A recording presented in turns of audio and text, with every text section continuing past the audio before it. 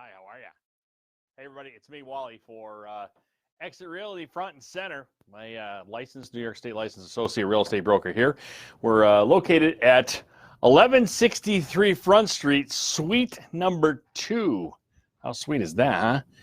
And here's my business card. Now, if you'd like the mobile version of this business card, you probably want to do this. Text that number. Text Wally Sales to 85377. That way you can get all of this and the bonus plan too, which is the website, the blogs, all the other stuff. And we promise you that no one will ever try to sell you something on the website, but I will try to sell you a house or two, or sell your house for you. So that's good. Hey, it's called Ask the Realtor live at lunch today. Hey, my friend Gary Klein. How are you, Gary? House attorney. We had this thing that was been in the news the last couple of days, and it has to do with the big flood seminar that was in town. It happened yesterday. It was at the Taste of New York. I got to tell you, if you have not been to the Taste of New York on Upper Front Street, you're missing out on a lot. Not only did they hold the seminar yesterday, but they got a lot of cool stuff in there that you can buy, seltzer water, different kinds of foods, things that you can eat and put in your mouth. That's right, some stuff to stuff your pie hole with. Right there at the Taste of New York. It's all made in New York State, so it's cool stuff right there. So, but let's talk about this. So there was the big flood seminar that was going on, and it was for local realtors to understand a little bit more about the area flood maps and all that other kind of stuff that goes along with it. We've got a lot of new realtors. We got a lot of older realtors that probably need some refresh course. And sometimes the rules change on this stuff. Hey, Brent, how are you? John Carlin and Marcia and John and Faye, nice to join. Thanks for joining us today. So what's the big deal with the whole flood thing? You know, hey, my house, Mr. Wally, my house didn't flood, so why do I have to worry about any of this flood stuff? And I'm not planning on selling for the next couple of years anyway. Here's why you should know a little bit more about it. Because the number one question that we are asked as realtors when we go out in the field and we go to show houses, seriously, before we even get in the door, when we're on the phone with somebody, the question is, has it ever flooded? I will tell you, it happens almost 99% of the time we get that answer or that question, hey, has this flooded? Now, you might think because it was on a hilltop it didn't flood. No contraire, it can still have, it could still flood and could still possibly have flood insurance involved to it. So yesterday, as I'm reading from this, Jim Rollo was hosting this. Jim Rollo from Jim Rollo State Farm Insurance. Thanks for doing that, by the way, Jim. And he put together a whole host of people that was going to be involved in this 3-hour seminar. And I'm going to try to boil down 3 hours. I wasn't there for the full 3 hours. I want to try to boil down the 3 hours to about a half an hour, just so you know, hitting the high points, but it's really all kinds of cool stuff that you need to know. So we had Frank Evangelisti, the director of the Broome County Planning Department, very informative and a very funny guy, by the way. If you happen to have a bar and you want to do a stand-up comedy night, you might want to call the Broome County Planning Department and ask for him, because he can throw a couple of jokes your way and get everybody to laugh too. Made it interesting. Jacques Lebert from Homestead Funding, branch manager over there, talked about the requirements for flood insurance if you were to get a mortgage. Also some legal issues related to flood disclosures. Fred Exlander from Exlander Legal People, Law Office of Fred Exlander. We also had, this has been big in the news lately, Rich David, mayor of the city of Binghamton, about the flood wall and levee certification initiative. Also elevation certifications and flood map amendments, I should say, by Ed Rippick, a land surveyor from Williams and Edsel. And also we had more stuff from Jim Rollo from the National Flood Insurance Program. So we'll talk a little bit about that. So if you have questions, as always, type them down in the comment bar. And a lot of times people don't actually ask the questions during this particular half-hour live segment. That's why we call it Ask the Realtor Live at Lunch, because we're live now. Now, if you were to watch this at, say, 1 o'clock this afternoon, just a disclosure, we're not live. You're watching the recorded version of this thing, so don't get up in an roar about this. But you can still write your questions in there. I will get them, and I will try to answer them. And if I don't have the answers, I'll try to get somebody who does know the answer to these questions. So Paul Garudo, my friend, I have no idea where you're at now, but my old-time friend Paul. And Kenny, thanks for joining us. Becky and Jan Woodworth, thanks for joining us. So let's get right to it. So as I said, flood insurance, who needs it, who doesn't need it, what does it all mean, what does it cover, how much does it cost? The number one question people ask, is it in a flood zone? So what are the flood zones? And have they been recertified, or the flood maps, we've heard about all this, about the flood maps actually, being redone and everything being in the flood zone. So first of all, let me say this. Why would you buy a home in a flood zone? Okay, big question, and that would be that would be something I would want you to answer for me. If you're saying, "Hey, Wally, we want you to go out and we want you to go in and show us this house on Stillwater Road in Conklin," just to pick on a random road. My question is, why are you buying the house there? Number one reason why people are looking at houses in flood zones, why? Because they're cheap. People have usually done a lot of work to these homes. They put the money back into them that FEMA has given them or their insurance has given them. But now they say, after 2 historic floods, they go, we don't want to be here anymore. We're going to try to sell our house. Problem is, if you're the homeowner, you can put that $30,000 back into your home. You may not be able to get that out of your house. Why? Because who wants to live in a flood zone? Not a lot of people. Who's willing to risk it? Not a lot of people. So what's the only thing you can do? You lower the price of your home until you can get out. Sometimes it's just a matter of saying, hey, look, I need to stop the bleeding. I'm looking to get out. I don't care if I make any money off my home at all. I know I bought it for $130,000, but if I have to sell it for 60 or 70 or 80, I'm willing to do it just to get out of here.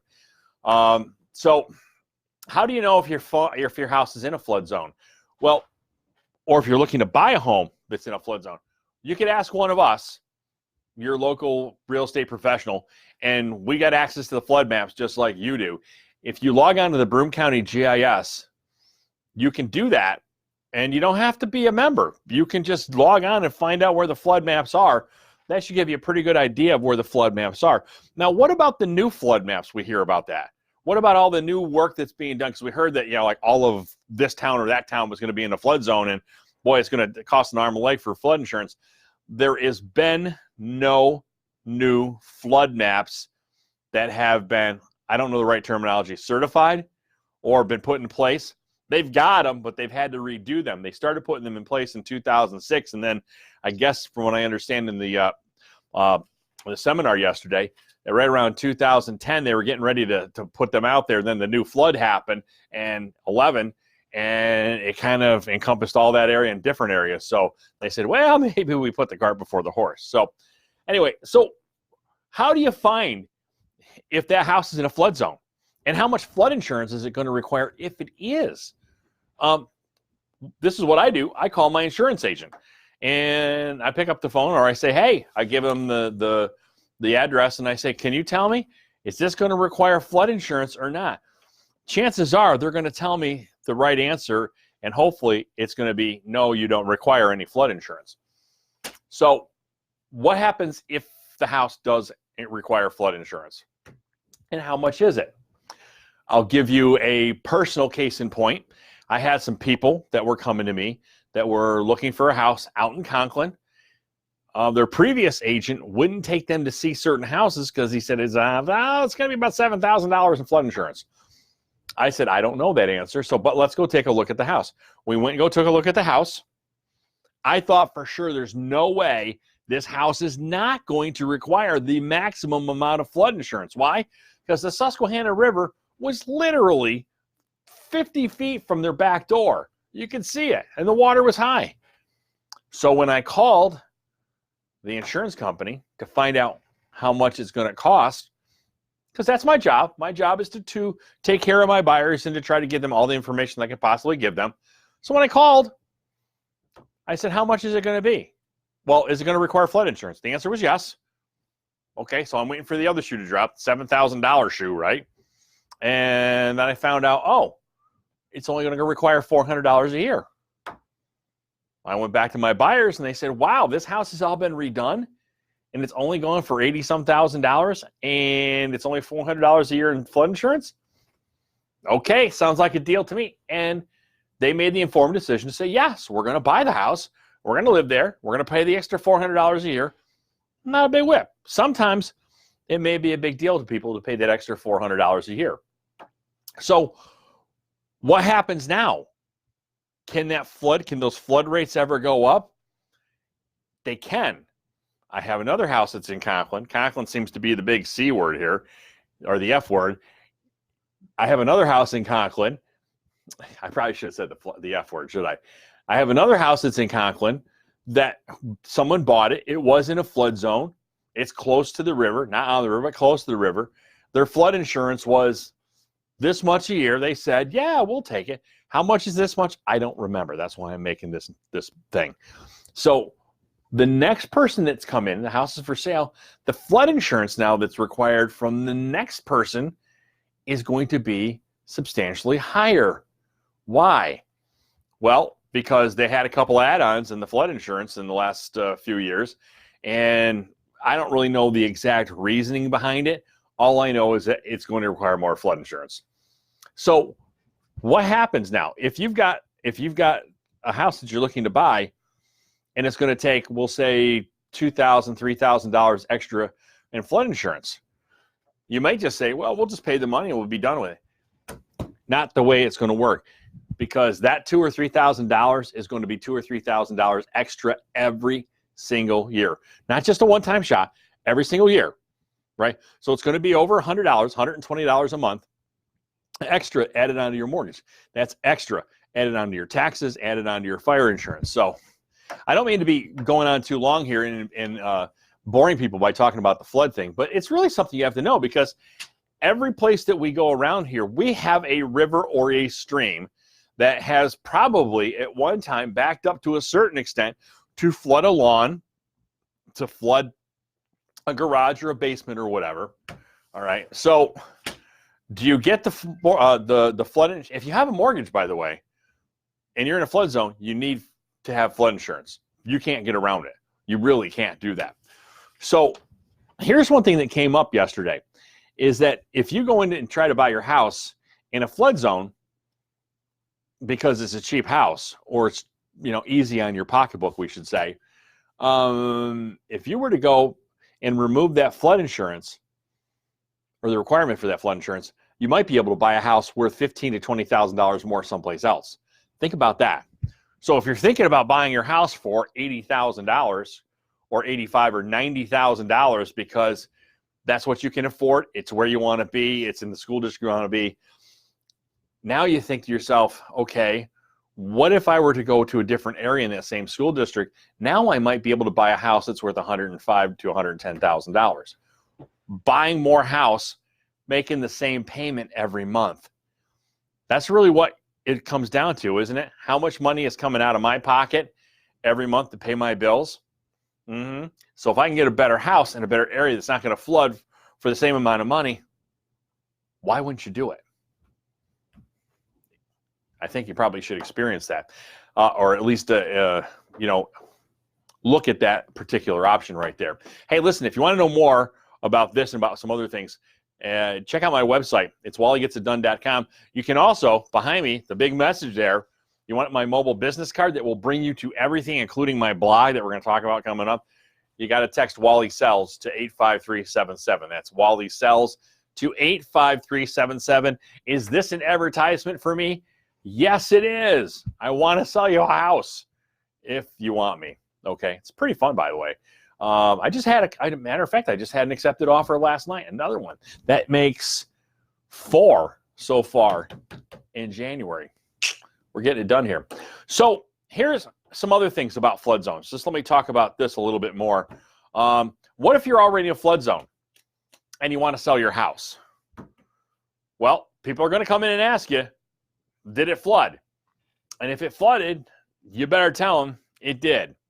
You don't want to try to hide that. Now, can you get away without turning in a property condition disclosure form? Yeah, I guess you could. I'm not going to suggest it or not suggest it. That's up to you. But pretty much people can see where it was and if it was in a flood zone. So if it did flood, where exactly did it flood? This makes a big difference in whether you need flood insurance and what your flood rates are going to be and how much money you're going to have to spend. Not you, the potential buyer, every month. And ultimately, maybe what you're going to have to spend maybe in a price reduction on your house. It's better to know the numbers than not know the numbers. So, first of all, what's the likelihood if someone's going to buy your house in a flood zone? It's going to go down from people who are not going to be in a flood zone. You're going to have less buyers willing to take the risk. They're going to have to spend more money to be in that house. How much money do I have to take off? How much do I have to discount my house if I'm in a flood zone to get it sold if I want to move on someplace else? You have to understand all those numbers. So what do I do if my house is in a flood zone? One of the things you could look at is getting an elevation survey. So you call a local surveyor, somebody that you know. I have one on my road. I can definitely recommend my friend that lives up the road from me. So call me, let me know, text me. I can get you the number. So what does that mean? What is an elevation survey? They take a look at say your lawn, your back lawn. You're on the river or near the river someplace, and your back lawn gets flooded and it was in a flood zone. You can get an elevation survey to say, hey, the property flooded, but my house was up high enough where it didn't get any water or not a lot of water into the house. An example that came up yesterday was a house that was on Cayuga Lake. It's in a flood zone. The map clearly shows it's in a flood zone, but the house sits up on a cliff or up on a bluff or whatever you want to call it, up on a mountain. Did it need flood insurance? Well, the chances of that Lake Cayuga coming up that high are really slim. So they had to get us an elevation survey that satisfies the bank requirements and all the other stuff they need to do. And basically, as a surveyor that comes in, doesn't just survey this, he surveys the height of where the house is and the likelihood that that water is going to rise enough to get into that house. And if you can get it certified, then maybe you don't have to have flood insurance. So how much does this cost? I don't know. I think someone brought up yesterday or today in the office here that it cost somebody like $500 to get it done. $500 to pay out front before you put your house on the market to say, hey, my house is saleable. It's in a flood zone, but you don't have to worry about getting water in the house because the surveyor says it ain't going to happen or likely not going to happen. I think it's money well worth spent because $500 out of your pocket now could probably save you thousands down the road. Wouldn't you agree about that? Mm-hmm. So other questions people ask. If you are in a flood zone or close to a flood zone or close to a river, sometimes you could be close to a water source and not actually be in the flood zone. People are going to ask these questions. So where did the water go? Was it just in the basement? Did it take out the mechanicals? Did you have to? Here's one thing. If you go into a house that's near a river and you've got a new furnace, new hot water tank, and all that stuff, you can pretty much well guess that there was some sort of flooding going on there. But so people are going to ask you about that. So how much did it come in? And where did the water? West Corners. There's a house in West Corners I know about that. Did it flood? Well, as soon as you hear that, well, it means it did. But this was groundwater that came up through the drain. So what does that mean? Maybe there was just a drainage issue that needed to be fixed, and it got fixed. And then maybe that fixing of it means you don't need to have flood insurance. Funny story, showing a house a few weeks ago out in West Corners, and I saw there was a young man waiting to get in the house. It was his parents' house, I guess. As we were walking in to show that house, I turned and I said to the young man, I go, so let me ask you, did this ever flood in here? He went, I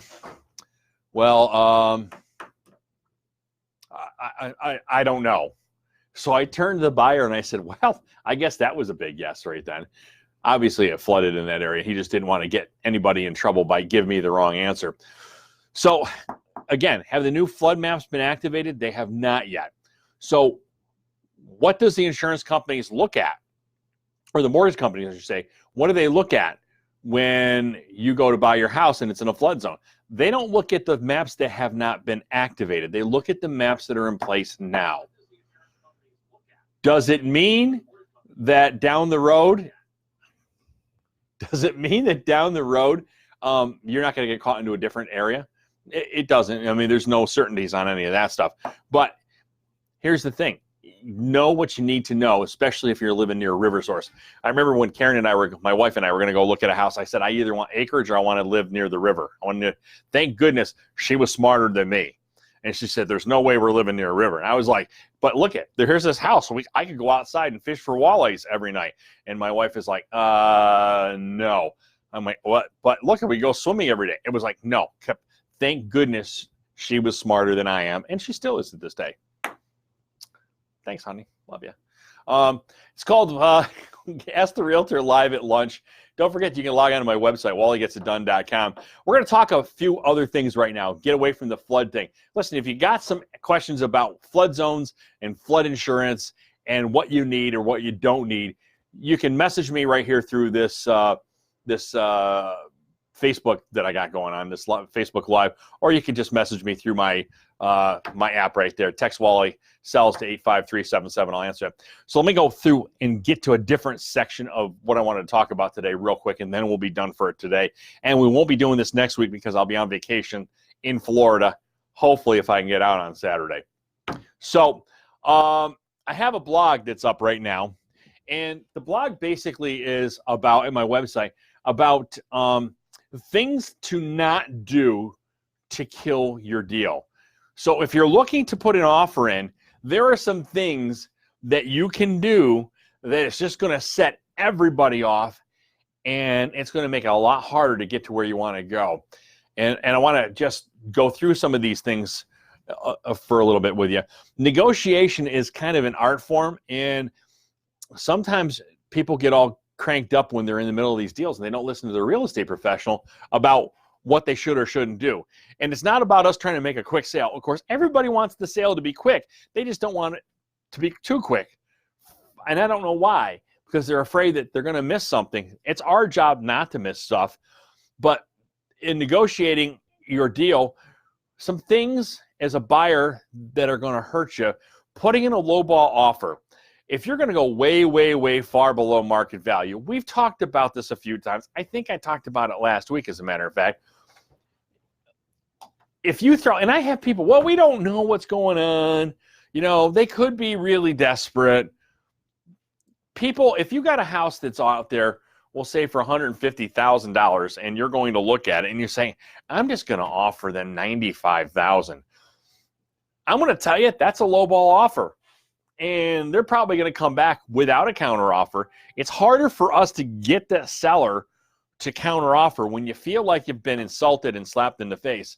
I know no one should feel that way, but trust me, this is what happens every day of the week and twice on Sunday. You throw out a lowball offer, if you can even get them to come back and make a counter and even come to a number at some point that you guys can agree on, all you've done is turned up the heat on that stove, and you've made everybody to that boiling point and making it a lot more difficult to get things done. Because after the offer, after you get done negotiating the price of the house, you've also got to negotiate home inspection issues. And speaking of home inspection issues, every house is going to have, that has a home inspection, it's going to be like a huge Carfax report of the house. There's going to be lots of reds and yellows and greens on it. Greens are good. Yellows mean, hey, you might want to watch these things for a while. You might be able to take care of some of the stuff. The reds sometimes are the safety issues. But if you start asking for a laundry list of everything, or asking for thousands and thousands and thousands of dollars back at closing to fix all these nitpicky issues, chances are you're going to make your deal go south. So understand this. Somebody wants to sell the house. Somebody wants to buy the house. What's the best way to make this happen for you two? And sometimes you're going to need to figure out what's the most important things you want to have fixed. What are some of the things you can do later on or have them fixed later on? Maybe there's not a whole lot of room on that mortgage for these people selling the house to be able to get all this stuff done. Maybe they just can't do it all. Understand that asking for more and more and more is going to just maybe create a problem where at some point down the road, people are going to walk away. You're going to be out paying the appraisal cost, the inspection cost, and whatever other money you may have out on this thing, and you don't have a house to show for it. So understand this. Everybody's trying to work together for the same cause. Being nitpicky is going to be kind of detrimental. I'm not saying not be at least a little bit, but the laundry list worth of stuff that you can do later on, I know. Some people will say, well, you know what? You don't know unless you ask. Very true of that, okay? The other thing, too, is incremental negotiations. There's a blog, by the way, that kind of outlines all this stuff right at my website, wallygetitdone.com. It's those little things that you have a house that's $170,000. Somebody comes in at $150,000. You're the seller going, are you kidding me? There's a huge gap here. All right, well, here's what we're going to do. We're going to go from 170 down to 165 because we just wanted this thing to be done with. Then the person that offered 150 comes back at 151. Are you kidding me? Didn't you just see what these people did? They came down 5,000 on the price of their house for you, and you're coming up 1,000. Do you see that there's something not really, the math's not working out here? Understand that doing these kinds of things, again, are enough to turn that heat up on that deal to make people go, you know what? I don't want to deal with you now. I don't care if you buy the house. I'm going to go on, just get out of my face. I'm going to go sell it to somebody else. There's a lot more at my website, wallygetitdone.com. Check it out. There's a couple of blogs there that I've got up and running, and there'll be more information. And we try to add stuff every week. There's only a couple things there because we only had it up for 2 weeks. But we'll have more stuff there. I've also got a YouTube channel, Wally VanVoorhis. You can go there. There's probably 150 or better how-to videos on how to buy and or sell your home. So one more last thing I want to leave you with here before we go. February 15th, mark that day down. February 15th. If you're thinking about getting your house sold this year and you say, hey, I'm going to put it on in the spring for listers, our spring in Wally World starts February 15th or before.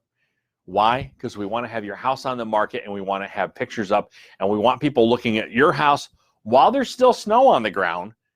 Why? And if we ever get any snow, why? Because everybody else in the free world and a couple of countries that aren't free says, hey, we're going to put our house on the market in the spring. When spring? April-ish, April 15th-ish.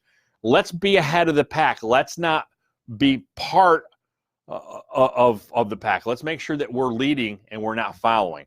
Because guess what? Right now, the amount of houses out there against us is this big. Once we get to that April 15th, the amount of competition you have grows every single day. So listen to me. It's all about strategy. Let's talk about getting your house listed before the 15th of February. All right. Meantime, make sure you text Wally Sells to 85377 for more information on all kinds of cool stuff, real estate related. Hey, it's Wally for Ask the Realtor Live at Lunch. Peace out, Boy Scout. See you in 2 weeks.